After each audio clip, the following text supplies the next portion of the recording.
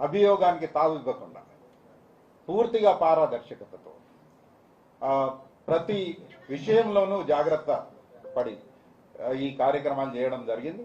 ఇవాళ రోజు మా ఇంటర్నల్ ప్రమోషన్స్ కూడా ఇదే ఐబీపీఎస్ సంస్థ ద్వారా ప్రతి సంవత్సరం ఒక జాబ్ క్యాలెండర్ ఒకటి మేము తయారు చేసి వాళ్లకు ప్రమోషన్స్ ఏ సమయాన తీసుకోవాలి, పరీక్ష ఎప్పుడు రాయాలి, ఖాళీలు ఎక్కడ సూచించాలని ఒక పాలసీ తయారు చేసి ఇవాళ ఐబీపీఎస్ ద్వారానే ఈ ఇంటర్నల్ రిటర్న్ ఎగ్జామ్స్ కూడా జరగడం ఉన్నది, ఇవాళ జరుగుతూ ఉన్నది. అదేవిధంగా భారతదేశంలోనే మనది మొట్టమొదటి రాష్ట్రం ప్రాథమిక వ్యవసాయ సహకార సంఘాలకు ఒక నిర్దిష్టమైన హెచ్ఆర్ పాలసీ తీసుకొచ్చి ఇవాళ భారతదేశంలో 2 రాష్ట్రాలు ఈ పాలసీని స్వీకరించినాయి. దాంట్లో సంపూర్ణంగా వినియోగించిన రాష్ట్రం ఏదైనా ఉన్నదంటే అది తెలంగాణ రాష్ట్ర సహకార బ్యాంక్ ఆధ్వర్యంలో తెలంగాణ రాష్ట్రం మాత్రమే అనే మాట కూడా ఇక్కడ చెప్పుకోవాలి. ఈడ దాదాపు 3880 మంది ఉద్యోగులకు ఈ రెగ్యులరైజేషన్ చేసి ఇవాళ ప్రాథమిక వ్యవసాయ సహకార సంఘాలను పూర్తిగా అంటే ఒక దశకు తీసుకుపోయి ఇవాళ దేశంలో అత్యధికంగా సేవలు అందిస్తున్న సంఘాలుగా గుర్తింపు పొందినాయి. ఇదే కాకుండా మానవ వనరులు ఈ సపోర్ట్తోని వాళ్లకు అకౌంటబిలిటీ పెరిగింది, వాళ్ళ మీద బాధ్యతలు పెరిగిన తర్వాత పనితీరు కూడా ఇవాళ చాలా సక్రమంగా బాగా జరుగుతూ ఉన్న విషయాన్ని కూడా మనం ఒకసారి చెప్పుకోవాలి. సంఘాలు ఇవల్ల ఈ వ్యవస్థకే పట్టుకొమ్మలు. భారతదేశంలో ఇవాళ సహకార వ్యవస్థ ఫెయిల్ అవ్వడానికి కారణం కింది టైర్ ఏదైతే ఉన్నదో ప్రాథమిక వ్యవసాయ సహకార సంఘాలను ఎవరు కూడా దీని పట్ల పెద్ద ధ్యాస పెట్టలేదు కాబట్టి వ్యవస్థ వేరే రాష్ట్రాల్లో భిన్నంగా ఉన్నది. మన దగ్గర కింద చాలా పటిష్టం చేసి ఇవాళ ప్రతి ఒక్క అవసరం రైతాంగానికి కావాల్సిన ప్రతి ఒక్క అవసరం ప్రాథమిక వ్యవసాయ సహకార సంఘాల ద్వారా చేస్తూ ఉన్నాం. కొనుగోలు అన్ని తీర్ల పంటల కొనుగోలు మన సంఘాలు చేస్తూ ఉన్నాయి. ఇతర అవసరాలు ఎరువులు అమ్ముతా ఉన్నాయి, విత్తనాలు అమ్ముతా ఉన్నారు. ఇంకా వాళ్ళకి కావలసిన అవసరాలు లైక్ పెట్రోల్ బంక్స్ భారతదేశంలో ఇవాళ నంబర్ 1 స్టేట్ మనది. పెట్రోల్ బంక్స్ నిర్మాణం చేసిండ్రు, ప్యూరిఫైడ్ వాటర్ ఫెసిలిటీ ఇవాళ క్రియేట్ చేసిండ్రు. ఇంకా అనేక విషయాలు విత్తన శుద్ధి కర్మాగారాలు నిర్మాణం చేసిండ్రు, రైస్ మిల్స్ నిర్మాణం జరుగుతూ ఉన్నది, కాటన్ జిన్నింగ్ ఈ సొసైటీస్ ద్వారా చేయడం జరుగుతూ ఉన్నది. ఇంకా బిజినెస్ ద్వారా అంటే బిజినెస్ లైక్ కమర్షియల్ యాంగిల్లో కూడా సంఘాలు బలోపేతం కావాలనే ఉద్దేశంగా గోదాముల నిర్మాణం ఇవాళ చాలా మన తెలుగువారు గౌరవనీయులు మాజీ నాబార్డ్ చైర్మన్ గోవిందరాజులు చింతాల గారి వారి ప్రోత్సాహంతో ఇవాళ ఈ ప్యాక్సెస్ ఎంఎస్సి బహుళ సేవలు అందించడానికి ప్రాథమిక వ్యవసాయ సంఘాలను ఇవాళ ప్యాక్సెస్ ఎంఎస్సి కింద ట్రీట్ చేసి ఇప్పటికే 500 కోట్ల రూపాయలు వారి ద్వారా నాబార్డ్ ద్వారా నిధులు సేకరించి ఇవాళ గోదాముల నిర్మాణం, పెట్రోల్ బంకుల నిర్మాణం, ఫంక్షన్ హాల్ల నిర్మాణం, షాపింగ్ కమర్షియల్ కాంప్లెక్స్ల నిర్మాణం, రకరకంగా ఏ ప్రాంతంలో ఏ అవసరాలు ఉన్నాయో ఇవన్నిటిని కూడా ఇవాళ పూర్తిగా ఆ ప్రాంత అవసరాలు తీర్చే విధంగా ప్రాథమిక వ్యవసాయ సహకార సంఘం సింగిల్ విండో అని ఏదైతే ఆనాడు ఒక నామకరణంతో బయటకు వచ్చిందో గౌరవ స్వర్గీయ ఎన్టీ రామారావు గారి ఆలోచన అన్ని అవసరాలు ఒకే ప్రాంగణంలో ఆ గ్రామీణ ప్రాంతంలో ఉన్నవారికి దొరకాలని ఎన్టీ రామారావు గారు ఏదైతే ఆలోచన చేసిండ్రో దానికి అనుగుణంగా ఇవాళ తెలంగాణ రాష్ట్రంలో ప్రాథమిక వ్యవసాయ సహకార సంఘాలు నడుస్తున్న తీరును కూడా ఒకసారి గమనించవలసిన అవసరం ఉన్నది. అదే కాకుండా ఇది ఆటోమేషన్ ఎలక్ట్రానిక్ యుగం. ఆటోమేషన్లో కూడా దేశంలోనే మొట్టమొదటి రాష్ట్రం తెలంగాణ రాష్ట్రం. బ్యాంకులన్నీ కూడా కంప్యూటరీకరణ జరిగింది, సిబిఎస్ ప్లాట్ఫామ్ మీద నడుస్తూ ఉన్నాయి. అదేవిధంగా సంఘాలన్నీ కూడా మొట్టమొదటి రాష్ట్రం తెలంగాణ రాష్ట్రం. పిఏసిఎస్లు అన్నీ కూడా కంప్యూటరీకరణ జరిగి రోజువారీ రిపోర్ట్ సాయంత్రానికల్లా రిపోర్ట్ వచ్చే విధంగా వాళ్ళ స్థితిగతులు ఇవాళ చేసిన కార్యకలాపాలు అందరికి కూడా తెలిసే విధంగా ఇవాళ ప్రాథమిక వ్యవసాయ సహకార సంఘాల కార్యకలాపాలు ఉన్నాయనే విషయాన్ని కూడా మనం చెప్పుకోవాలి. ఇంకా ఈ టెక్నాలజీ పరంగా మొట్టమొదటి స్టేట్ కోఆపరేటివ్ బ్యాంక్ మనది మొబైల్ ఏటీఎం సేవలు మొదలుపెట్టింది. రూపే ప్లాటినం కార్డులను కూడా జారీ చేసింది. అదేవిధంగా 24/7 సైబర్ సెక్యూరిటీ ఆపరేషన్ సెంటర్స్ దేశంలోనే ప్రప్రథమంగా ఏ రాష్ట్రంలో కూడా లేదు. మనకన్నా పెద్ద రాష్ట్రాలు, మనకన్నా పెద్ద బ్యాంకులు మహారాష్ట్ర కానీ గుజరాత్ కానీ అటువంటి జాగాలో కూడా లేదు. మన సొంత సైబర్ సెక్యూరిటీ 24/7 ఇక్కడ నడుస్తూ ఉన్నది. కాబట్టి ఎక్కడ ఏ సైబర్ ఫ్రాడ్కు తావు ఇవ్వకుండా మా పిల్లలందరూ కూడా పని చేస్తున్న తీరు నిజంగా కూడా ప్రశంసనీయమనే మాట కూడా మనం ఒకసారి ఇక్కడ చెప్పుకోవాల్సిన అవసరం ఉన్నది. అదేవిధంగా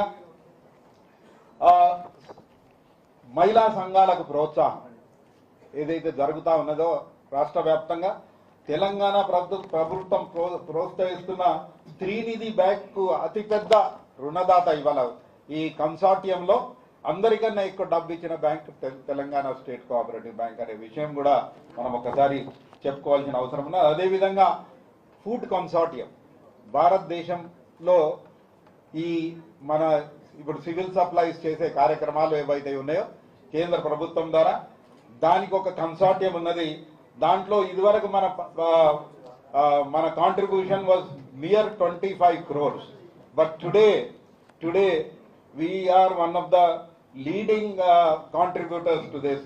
we are giving them 1750 crores exposure. ఇవాళ మాది 1750 కోట్లు ఈ దేశ భాండాగారం అంటే ఫుడ్ కన్సార్టియంలో మనము ఇవ్వడం జరిగిన విషయం ఒకసారి ఇక్కడ ఎఫ్సిఐ ద్వారా ఏదైతే ఈ కార్యక్రమం జరుగుద్దో దాన్ని ఇవాళ పెద్ద ఎత్తున మనం ముందుకు తీసుకుపోవడం జరిగింది. కోవిడ్ సమయంలో కూడా అందరూ కూడా మొత్తం వ్యవస్థ అంతా అతలాకుతలమైన తరుణంలో మేము ఈ చిన్న వాళ్లకు రోజువారీ బతుకు తెరువు కోసం స్ట్రీట్ వెండర్స్ కానీ ఇంకా గరీబ్ గాన్లు ఎవరైతే ఉన్నారో వారికి కూడా సహకారం అందించిన ఘనత ఇవాళ తెలంగాణ రాష్ట్ర సహకార బ్యాంకు విషయం అనేది కూడా మనం ఒకసారి చెప్పుకోవాల్సిన అవసరం ఉన్నది. అనేక అవార్డులు రివార్డులు తెలంగాణ రాష్ట్రం ఏర్పడ్డాక ప్రతి సంవత్సరం తెలంగాణ రాష్ట్ర సహకార బ్యాంక్ అయితేనేమి, కరీంనగర్ జిల్లా సహకార బ్యాంక్ అయితేంది వరుస అవార్డులతో వరుస గుర్తింపులతో ఇవాళ మా బ్యాంకు వ్యాపార రీత్యా వాల్యూమ్ వైజ్ మహారాష్ట్ర గుజరాత్ కన్నా తక్కువ అయి ఉండొచ్చు గాక, కానీ అన్ని పారామీటర్స్లో బ్రహ్మాండమైన సేవలు అందించి నంబర్ 1 బ్యాంకుగా తెలంగాణ రాష్ట్ర సహకార బ్యాంక్ కానీ అదేవిధంగా కరీంనగర్ జిల్లా సహకార బ్యాంక్ కానీ అనేక ప్రాథమిక వ్యవసాయ సహకారాలు నిజామాబాద్ జిల్లాలో కానీ కరీంనగర్ జిల్లాలో కానీ ఇతర జిల్లాలో దేశంలోని నంబర్ 1 వరుసగా రాష్ట్రం ఏర్పడ్డాక ప్రతి సంవత్సరం ఏదో ఒక మన బ్యాంక్ కానీ లేదా మన సొసైటీ కానీ ఈ అవార్డులు పొందుతున్న విషయాన్ని కూడా మనం తెలుసుకోవాల్సిన అవసరం ఉన్నది. దీని ద్వారానే మనకు అర్థమవుతా ఉన్నది మన స్థితిగతులు ఏ రకంగా మారినాయి, ఈ వ్యవస్థ ఏ రకంగా ఇవాళ ముందుకు సాగుతున్నది అనేది ఒకసారి మనం తెలుసుకోవాల్సిన అవసరం ఉన్నది. అంటే మనసుంటే మార్గం ఉంటుంది. ప్రభుత్వం ఆలోచన విధానం కరెక్ట్ ఉంటే కింద వ్యవస్థ అంతా కూడా బ్రహ్మాండంగా సాగుతుంది. ఈ విషయంలో గత ప్రభుత్వం మాకు పూర్తి స్వేచ్ఛనిచ్చి మా పనితనాన్ని గుర్తించి ఇక్కడ ఈ పాలక వర్గాలు ఇక్కడ చేస్తున్న కార్యక్రమాలను గుర్తించి మాకు పూర్తి స్వేచ్ఛనిచ్చి మా మీద ఏదైతే నమ్మకం పెట్టినరో ఆ నమ్మకాన్ని వమ్ము చేయకుండా బ్రహ్మాండంగా ఈ వ్యవస్థను ముందుకు తీసుకుపోయిన ఒక సంతోషం ఇవాళ నాకుంది. నా సహచర పాలకవర్గ సభ్యులు ఇలా నాతో పాటు లేకుండొచ్చు. మొన్న ఈ మధ్య వాళ్ళందరూ కూడా పార్టీలు కాంగ్రెస్ పార్టీకి మారిండ్రు కాబట్టి, కానీ వాళ్ళు కూడా ఈ 3.5 సంవత్సరాలు మాతో పాటు ఉన్నారు కాబట్టి ఈ పురోగతిలో వారికి కూడా నేను ధన్యవాదాలు తెలియజేస్తా ఉన్నాను. అంతకుముందు పాలక వర్గాలు ఇవాళ నా కరీంనగర్ జిల్లా ముఖ్యంగా కరీంనగర్ గురించి కూడా నేను చాలా మాట్లాడవలసిన అవసరం ఉన్నది. పూర్తిగా నిర్వీర్యమైపోయిన ఒక బ్యాంక్ ఇవాళ ఇది సమయం కాకుండా మీరందరూ ఉన్నారు కాబట్టి గత 19 సంవత్సరాల నుంచి నా నేతృత్వంలో పూర్తిగా నిర్వీర్యమైపోయిన బ్యాంక్ ఇవాళ 57 కోట్ల నష్టంలో ఉన్న బ్యాంక్ ఈ సంవత్సరం 100 కోట్ల అంటే దాన్ని ఏమంటారు గ్రాస్ ప్రాఫిట్ 100 కోట్లు చేసింది. టెస్ట్ క్యాప్ కన్నా కూడా ఎక్కువ గ్రాస్ ప్రాఫిట్ చేసిన బ్యాంక్. గత 2012లో మలుపు తిరిగిందంటే వెనుకకు తిరిగి చూడకుండా ఇలా బ్రహ్మాండమైన సేవలు అందిస్తా ఉన్నది. 7.5 లక్షల క్లయింటేల్ ఇవాళ కరీంనగర్లో 7.5 లక్షల క్లయింటేల్ ఉన్నది. వ్యవసాయానికి ఎక్కడ కూడా చిన్నగా కూడా విఘాతం కలగకుండా ఇవాళ స్టేట్ బ్యాంక్ లాంటి బ్యాంకు, యూనియన్ బ్యాంక్ లాంటి బ్యాంకు, అతిపెద్ద బ్యాంకులు భారతదేశంలో, వాటికన్నా కూడా ఎక్కువ వ్యవసాయ రుణాలు ఇచ్చిన ఘనత కరీంనగర్ బ్యాంకుది. కరీంనగర్ జిల్లాలో 28% పంట రుణాలు కేంద్ర సహకార బ్యాంక్ కరీంనగర్ ద్వారా అందుతా ఉన్నది. మా రికవరీ రేటు కూడా టెస్ట్ క్యాబ్ 100% ఉన్నది. కరీంనగర్ జిల్లా బ్యాంక్ 98.5%.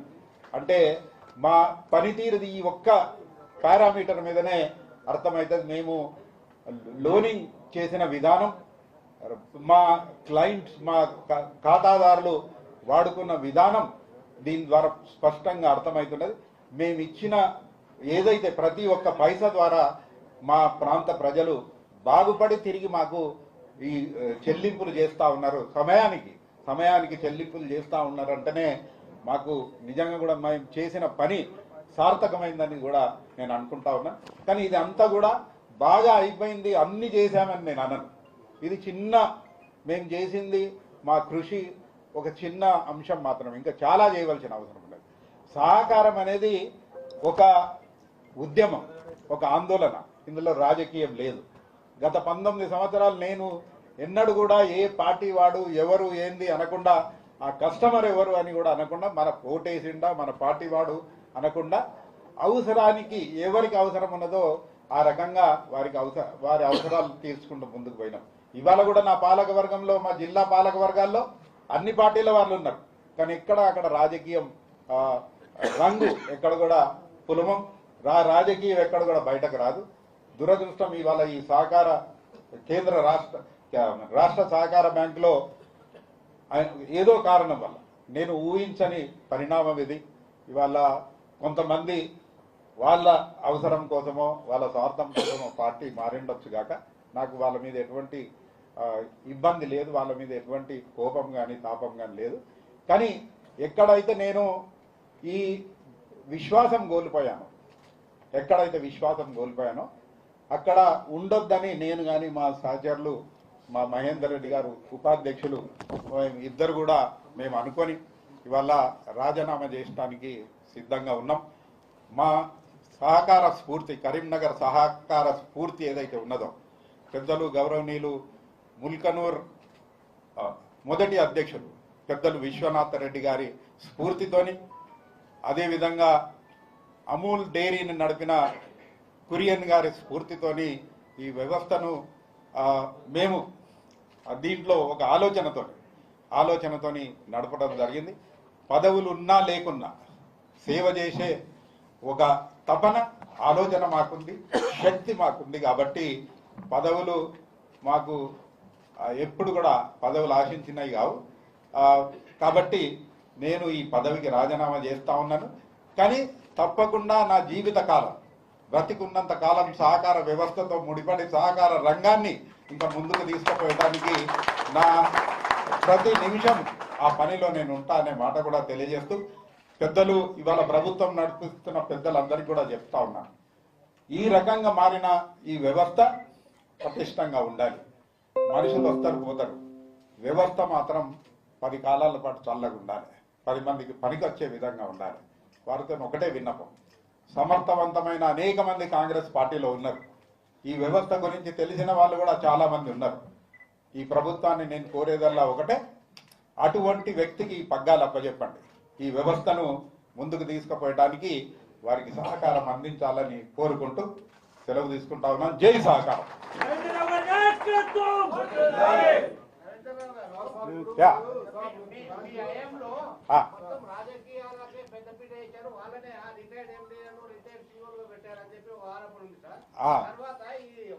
ఒకటి అడిగారు, దానికి సమాధానం చెప్పినాక మీరు ఇంకోటి అడిగారు.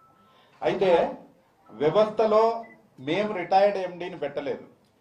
రిజర్వ్ బ్యాంక్ ఆఫ్ ఇండియా ఎక్కడ సరైన అధికారాలు సహకార వ్యవస్థలో సరైన అధికారులు దొరుకుతలేరు కాబట్టి రిటైర్డ్ ఎంప్లాయీస్ 62 సంవత్సరాల నుండి 70 సంవత్సరాల వరకు వాళ్ళను ఎంట్రీ లెవెల్ 62లో తీసుకొని 70 ఏళ్ల వరకు వాడుకోవచ్చు అని వారు చెప్పడం. ఈ సెలక్షన్ కూడా పూర్తి పారదర్శకతతో మేము సెలక్షన్ చేసింది కాదు. ఇది ప్రభుత్వం కార్యదర్శి ఉంటాడు, ఆర్సీఎస్ ఉంటాడు, రిజర్వ్ బ్యాంక్ నబార్డ్ ఆఫీసర్ ఉంటాడు, ఒక నిపుణుడు ఉంటాడు దీని ప్రకారం వాళ్ళు సెలక్షన్ చేసింది తప్ప ఇది ఎవరో నేనో నా ఇష్టం ఉన్నట్టు ఇంకోని చేసుకున్నది కాదనే విషయం ఇలా మీకు మనవి చేస్తాం.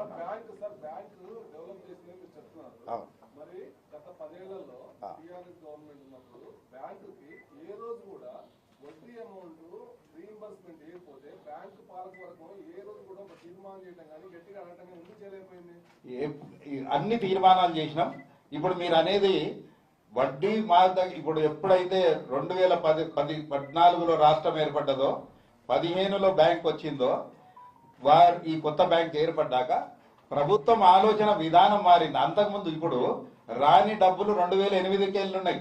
రాజశేఖర రెడ్డి గారి సమయం నుండి కూడా రాని డబ్బులు ఉన్నాయి.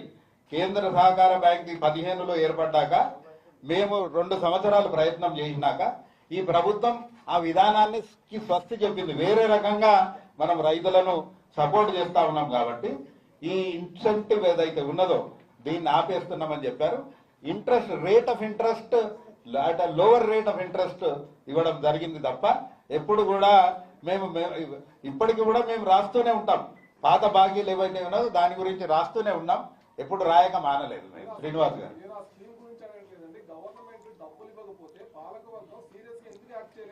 అదే కదా నేను చెప్పేది. ఈ ప్రభుత్వం వచ్చినాక బాకీలు కావి అంతకు ముందు ఉన్నాయి. అవును, ప్రతిసారి రాస్తూనే ఉన్నాం. అయితే డిస్ప్యూట్ ఇక్కడ ఏంటంటే రాష్ట్రం విభజన జరిగినప్పుడు అది ఆ రాష్ట్రంలో జరిగింది కాబట్టి దాని గురించి ఆలోచన చేయవలసిన అవసరం ఉండే విభజన అప్పుడే అనే మాట అక్కడ వచ్చింది. అదేంటి ఎనీ మోర్ క్వశ్చన్స్?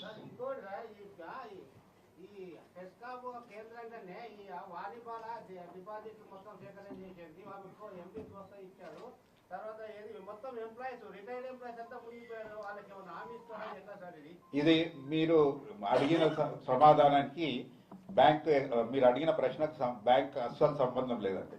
వాణి బాల అనే ఆమె ఇక్కడ పనిచేసింది. ఈ సంస్థ ఏదైతే ఉన్నదో 35-40 సంవత్సరాల నుంచి ఆమె భర్త వ్యవహారం చేస్తా ఉన్నాడు బయట. వాళ్ళ మీద నమ్మకంతోనో ప్రాంప్ట్ గా పేమెంట్ చేస్తా ఉన్నారో ఉమ్మడి రాష్ట్రంలో బ్యాంకులు ఎంప్లాయీస్ అక్కడ వాళ్ళు ఇక్కడ వాళ్ళు వాళ్ళతో లావాదేవీలు చేసి ఉండొచ్చు కాక, కానీ బ్యాంకుకు కానీ మీరన్న ఈ మురళీధర్కు కానీ దీంతో ఎటువంటి సంబంధం లేదు అనే మాట నేను చెప్తా ఉన్నాను. కానీ ఈ డిపాజిట్ దారులు ఇప్పుడు మా వాళ్ళు కాబట్టి, నష్టపోయిన వాళ్ళు మా వాళ్ళు కాబట్టి, మా పరంగా ఏ విషయంలోనైనా ఒక చిన్న 1% మేము వారికి సహాయపడగలిగితే ఖచ్చితంగా వారికి సహకరించడానికి బ్యాంక్ కాకుండా వ్యక్తిగతంగా కూడా మేము వారికి సపోర్ట్ చేయడానికి అందరము ఉన్నాం. థ్యాంక్ యూ, ధన్యవాదాలు, నమస్కారం. అందరికీ భోజనాలు ఉన్నాయి సోదరులందరికీ కూడా. Before we wind up, my friend మా వైస్ చైర్మన్ గారు మహేందర్ రెడ్డి గారు కూడా 2 మాటలు చెప్తారు. ఇట్రమ్మంటారు.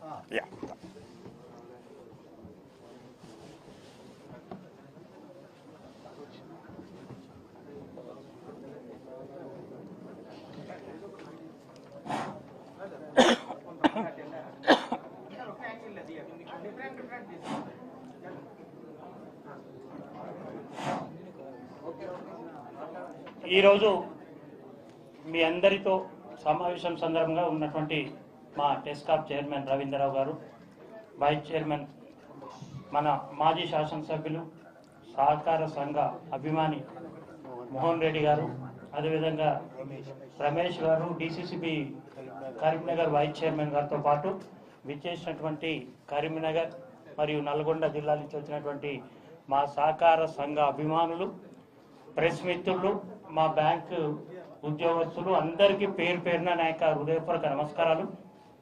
నేను మొదలు పరిచయం చేసుకోవాలా. నేను నల్గొండ డిసిసిబి చైర్మన్గా ఉన్నాను. అదేవిధంగా ప్రస్తుతము టెస్కాప్ వైస్ చైర్మన్గా కూడా మా రవీంద్ర గారి నాయకత్వంలో పనిచేస్తున్నాను. నా గురించి 2 నిమిషాలు చెప్పాలి కాబట్టి, నేను 1987లో ఈ single window system NT Rama Rao garu ప్రవేశపెట్టిన సందర్భంగా 1987 నుంచి ఈ రోజు వరకు కూడా యాదాద్రి జిల్లా మంగపల్లి ప్రాథమిక సహకార సంఘం చైర్మన్గా గత 46 సంవత్సరాలుగా 6 పర్యాయాలు కొనసాగుతుంది.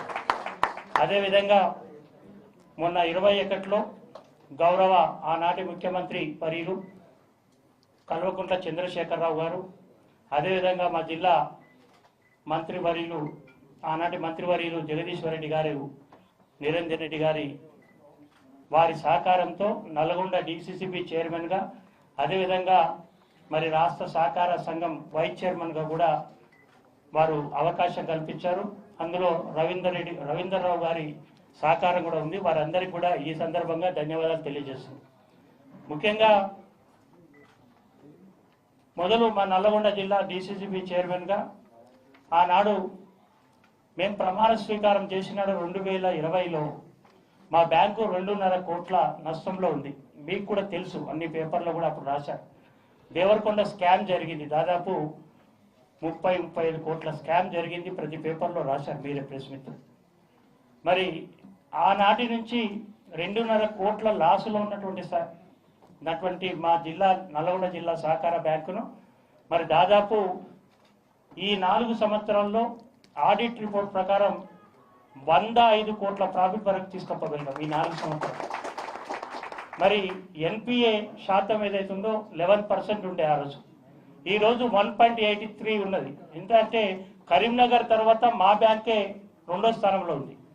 ఆ స్థాయి నుంచి ఈ స్థాయికి తీసుకురావడం మరి ముఖ్యంగా ఆనాడు ఉన్నటువంటి ప్రభుత్వంలో ఉన్నటువంటి ఆనాడు ముఖ్యమంత్రి గారి గైడ్ లైన్ అనుకోండి, వారు ఇచ్చినటువంటి సహకారం, ఆనాడు ఉన్నటువంటి సహకార మంత్రులు ఇచ్చిన సహకారం, ముఖ్యంగా మా చైర్మన్ గారు ఎన్నో విధాలుగా మాకు గైడ్ చేసి ఒక నీతి నిజాయితీతో నిబద్ధతతో పనిచేయాలా, సహకార రంగం అంటేనే ఆ విధంగా పనిచేస్తేనే అక్కడ చైర్మన్ కానీ ఎండి కానీ ఉంటేనే ఈ సంఘాలు నిలబడతాయి అనేటువంటి ఉద్దేశం ఏదైతే మాకు గైడ్ చేశారో మా రవీంద్రరావు గారు, మరి వారి నుంచి చాలా నేర్చుకున్నాం.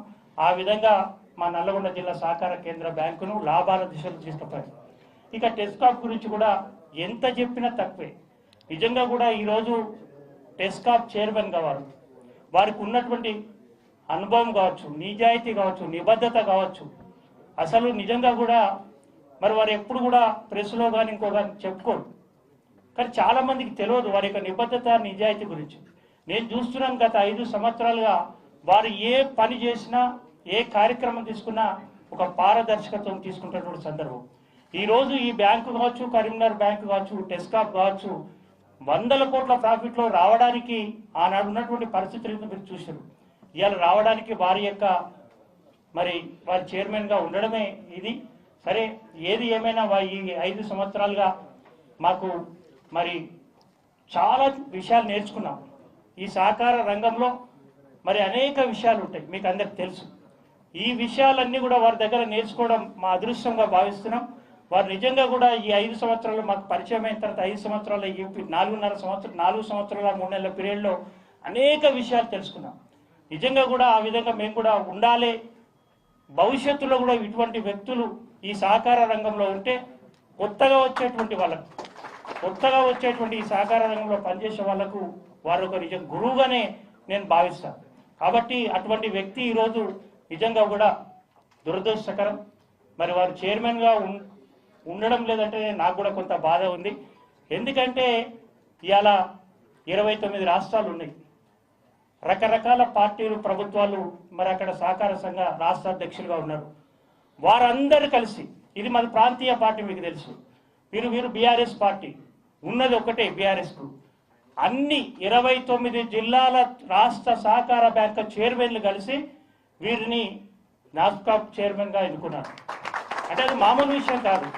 ఎందుకంటే దేశ సహకార సంఘాల అధ్యక్షులందరూ కలిసి వీరు దేశ సహకార సంఘ అధ్యక్షులుగా నాస్కాప్ చైర్మన్గా ఎన్నుకున్నారంటే వారి యొక్క అనుభవం, నిజాయితీ, నిబద్ధతనే ఈరోజు మనకు అవపడుతున్నది. దీనికి సజీవ సాక్ష్యం. ఇంతకంటే ఈరోజు వారు నాస్కాప్ చైర్మన్గా ఉండడం వల్ల ఇలా మాకు అనేక విషయాల్లో మేము రిజర్వ్ బ్యాంక్ ఆఫ్ ఇండియాకు కానీ తర్వాత సహకార రంగంలో ఇంకో శాఖ దగ్గరికి పోవాలన్నా కానీ వారి ద్వారా మేము చేసుకునేది డీసీసీబీలం కానీ ఈ రోజు తెలంగాణ రాష్ట్రానికి ఎంతో మందిని మేము ఢిల్లీలో కాన్ఫరెన్స్లలో వాళ్ళని కల్పించారు మాకు. అంటే ఆ విధంగా మేము ఈ డీసీసీబీలను ఈ తెలంగాణ రాష్ట్రంలో ఆ విధంగా అభివృద్ధి చేసుకున్నాం. దానికి మా గౌరవ మాజీ ముఖ్యమంత్రి వర్యులు కేసీఆర్ గారు మాకు ఇచ్చిన ఆలోచన విధానాలు మీకు అందరికీ తెలుసు. కేసీఆర్ గారికి రైతులంటే అమితమైనటువంటి ప్రేమ. వారు ఎప్పుడు కూడా రైతుల గురించి ఆలోచిస్తారు. మమ్మల్ని అందరినీ కూడా డీసీసీబీ చైర్మన్ అయిన తర్వాత మమ్మల్ని 4 గంటలకు సారు రాష్ట్ర చైర్మన్గా నేను వైస్ చైర్మన్ అయిన రోజు మంత్రులందరినీ 4 మంత్రులను కూర్చున్నబెట్టి మాకు 3.5 గంటలు క్లాస్ చెప్పాను. మీరు ఈ విధంగా సహకార సంఘాల్లో బాగా పనిచేయండి, నిజాయితీతో పనిచేయండి అని చెప్పి మమ్మల్ని ఆ రోజు 3.5 గంటలు కూర్చున్నబెట్టి మాకు క్లాస్ ఇచ్చారు.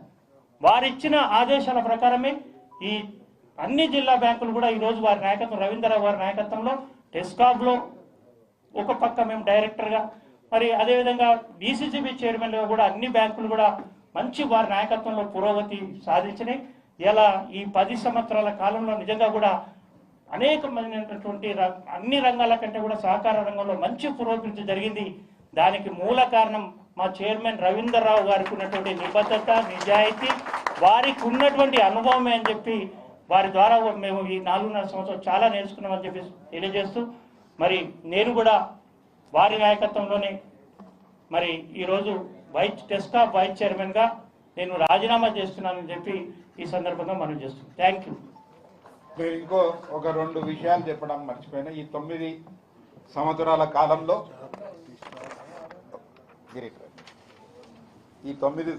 కాలంలో మాతో మమేకమై పనిచేసిన అన్ని జిల్లా బ్యాంకులు వారి పాలక వర్గాలు, ప్రాథమిక వ్యవసాయ సహకార సంఘ అధ్యక్షులు వారి పాలక వర్గాలు, మా జిల్లా బ్యాంకుల సిబ్బంది, టెస్కాప్ సిబ్బంది, ప్రాథమిక వ్యవసాయ సహకార సిబ్బంది, అదేవిధంగా నాబార్డ్ లాంటి ఏదైతే మాకు ఒక అండగా నిలిచి పనిచేసిన నాబార్డ్ ఆర్ఓ వాళ్ళ సిజిఎం గారులకు, నాబార్డ్ చైర్మన్ గారులకు, ముఖ్యంగా గోవిందరాజు చింతాల గారి పేరు ముందు చెప్పాను, వారి తర్వాత